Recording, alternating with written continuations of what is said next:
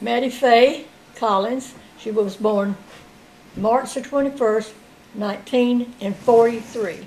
And her doctor was a Dr. Moore from Mount Holly, and every time he came into our house with a black satchel and left, we had a baby, boy or girl, one of the two. And she was a girl, sweet and pretty, and she was very congenial, had good time growing up in Gastonia, because she was just a baby when we moved from Paw Creek. Well, the night Well, she was about 2 years of age. Yeah. The night she was born, we all got sent up the street about half a mile from the house to stay with a friend called Jolly Bell Cooper, so we wouldn't be at home. And Catherine creeped up under the bed and hid, because she said she's going to see that doctor get that baby out of that black satchel.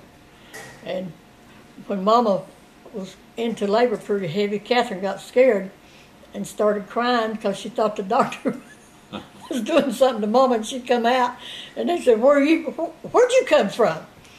And Daddy took her into the back bedroom while Faye was being born. And when we came back, Catherine said, that baby wasn't in that satchel, that baby was in Mama's belly. And Daddy was hollering at her to be quiet, and that's when we got educated about where baby's from. And she had pretty little dimples, and in her chin right here, we always said she had a sugar bowl there. And a dimple, that was pretty. When we moved to Paw Creek, she was just, from Paw Creek to Gastonia. We went to Gastonia, and she was just learning to walk good. And there was a tricycle out there, but the wheel on it looked like a back wheel of an old car, just about. It was so big, and she would pull Vernon Rodden up and down the street.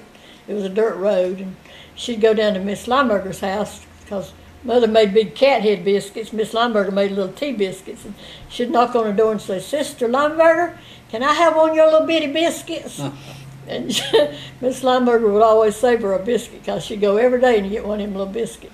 Well, I remember her so much, especially I was military. She was very young, maybe 2 or 3, and she'd write me a little note at the end of every letter Mother would write me. It would be scribbling. It was so beautiful, and she was a lady that grew into just a perfect young lady there in Wilmington. Married a handsome man, and Daddy used to be a Sunday school teacher. And I remember saying, last time I really remember being in worship with her was when I was a state youth director, and she had a beautiful hat on, sitting back in the back side on the left-hand side coming down at Daddy's church. And she had so many good things to offer, and she loved people. She loved her job as a nurse. She loved her kids, and man, she was so happy with every one of them. And she really loved Glenn. Yeah, she loved. Somebody asked her, where'd you get that pretty complexion? She said, from Honey. They said, Honey? Said, yeah, it runs out of Glenn's mouth and I catch it. She really loved her family. Yes.